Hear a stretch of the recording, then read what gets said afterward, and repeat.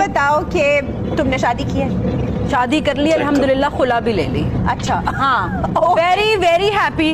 اور I think کہ یہ اب میں ایک ایسے فیز میں انٹر کر چکی ہوں کہ جب بندہ ذرا زیادہ دیر سنگل رہ لے نا تو بس اب آپ پھر وہ لائف انجوائے کرنے لگ جاتے ہیں. So you're enjoying it. And I'm feeling single with 47 others. That is what I tell everyone.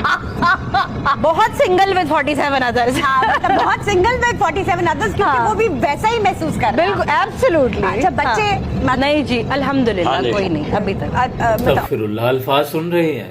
طلاق ہو گئی ہے الحمدللہ, بچے نہیں ہیں الحمدللہ. حضرت اقبال نے کہا تھا اس راز کو اب عورت کی بصیرت ہی کرے فاش.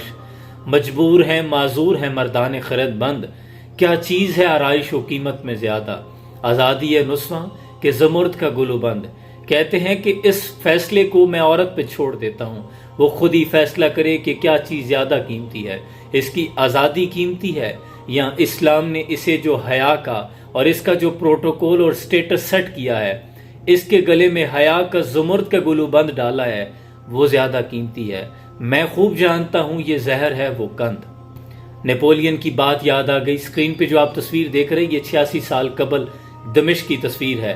شاید اسی منظر کو دیکھ کر نیپولین کے وزیروں نے اسے جواب دیا تھا. نیپولین نے پوچھا تھا کہ عالم اسلام کے سب سے مضبوط قلعے کون سے ہیں, تو اس کے ذہین و فتین وزیروں مشیروں نے جواب دیا تھا کہ حضور ان کے سب سے مضبوط قلعے ان کی نیک مائیں ہیں. تب سے اہل مغرب کی سب سے بڑی نشانہ عالم اسلام کی باپردہ خواتین اور عالم اسلام کی بیٹیاں ہیں. اے امت مسلمہ کی بیٹیوں, بنت ہوا کی شہزادیوں, کبھی بھی ان عورتوں کو اپنا رول ماڈل نہ بنانا. تمہاری رول ماڈل تو ہیں فاطمہ بنت محمد صلی اللہ علیہ وآلہ وسلم, تمہاری رول ماڈل تو ہیں خولہ بنت ازور. میدان جنگ میں جب گھوڑ سواری کرتے ہوئے اترتی ہیں تو دشمن کی صفوں کو چیرتی ہوئی برق رفتاری سے ان کی تلوار یوں چلتی ہے کہ دشمن کی صفوں کو پچھاڑ کے رکھ دیتی ہیں. تمہاری آئیڈیل تو ہیں ام خلاد رضی اللہ تعالیٰ عنہ. جب ان کا جوان لخت جگر میدان جنگ میں شہید ہو جاتا ہے تو وہ چادر کو سنبھالے ہوئے ہیں. پوچھنے والے نے سوال کیا کہ اماں آپ کا بیٹا فوت ہو گیا ہے, آپ چادر کو سنبھالے ہوئے ہیں. تو وہ کہتی ہیں کہ میرا بیٹا فوت ہوا ہے, میری حیا تو فوت نہیں ہو گئی. ہماری آئیڈیل تو ہیں شفا بنت عبداللہ, عالم اسلام کی مدینہ کی ریاست کی پہلی پرائس اینڈ کوالٹی کنٹرول, لیکن اپنی اسلامی روایات کو نہیں چھوڑتی. تمہاری آئیڈیل تو ہیں ام المومنین حضرت جویریہ, جو اصحاب صفہ کو سرجری بھی پڑھاتی ہیں لیکن حضور کی خدمت میں فرق نہیں آتا. تمہاری آئیڈیل تو ہیں حضرت حفصہ, جن کے ذمہ قرآن کی پہلی خط و خطابت اور قرآن کی حفاظت کی ذمہ داری حضرت عثمان غنی نے جن کو سونپی تھی, لیکن وہ اپنی حیا کو اور اسلام کے معیار کو انہوں نے کبھی کرنے نہ دیا. تمہاری آئیڈیل تو ہیں ام درداء الصغریٰ, جو دمشق کی جامع مسجد میں احادیث پڑھاتی ہیں, جن کے شاگردوں میں امام احمد بن حنبل شامل ہیں. خدا کے لیے ان کو کبھی اپنا آئیڈیل نہ بنانا, یہ تو خود طلاق لے کے گھر بیٹھی ہوئی ہیں. یہ اس عمر کے حصے میں جا کے جب یہ ڈپریشن کا شکار ہوتی ہیں تب یہ اکیلی رہ جاتی ہیں, اپنے بال نوچتی ہیں, ان کے پاس کوئی سہارا نہیں ہوتا. اور زبان دیکھیں, اسلامی جمہوریہ پاکستان سو کالڈ ریاست میں بیٹھ کر مارننگ شوز اس طرح کے کیے جا رہے ہیں. یہ کیا تربیت دی جا رہی ہے ہماری نئی نسلوں کو؟ بھی عالم اسلام کا معیار یہ تھا کہ خلیفہ وقت کو شادی کرنا تھی اپنے بیٹے کی. اس نے اعلان کیا کہ شہر میں اگر کسی کے گھر میں کوئی حافظ قرآن کنواری لڑکی موجود ہے تو آج رات اپنے گھر کی کھڑکی پر ایک شمع روشن کرے. قربان جاؤں, سارا شہر شام کو روشن تھا. ہر گھر میں ایک حافظ قرآن بیٹی موجود تھی. فیصلہ کرنا مشکل ہوا.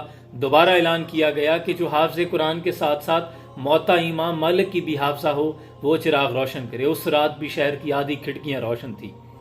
یہ روشنیاں اسلام کی ایک صبح روشن کی دلیل تھی. یہ آنے والے اسلام کے کل کی نوید سنا رہی تھی کہ آنے والا کل کتنا روشن ہوگا. کیوں؟ اسلام کی مائیں نیک ہو چکی ہیں.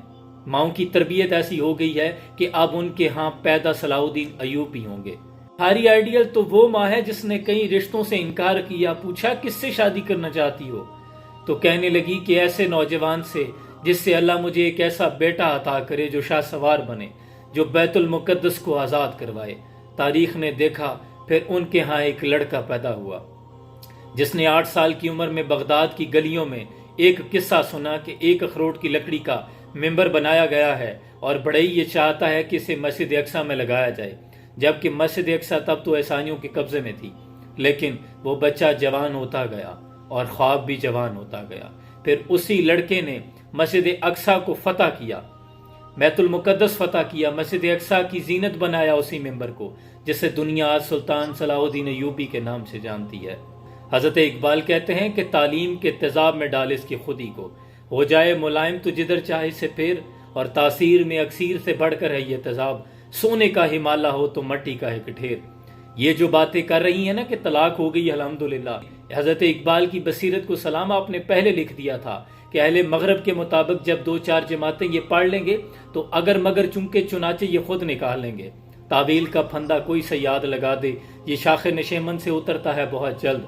کوئی نئی بات کی جائے گی ان کے سامنے تو یہ کہیں گے کہ نہیں یہ بات تو بہت پیاری کی جا رہی ہے، خدا کے لیے تم ان کی باتوں میں نہ آنا۔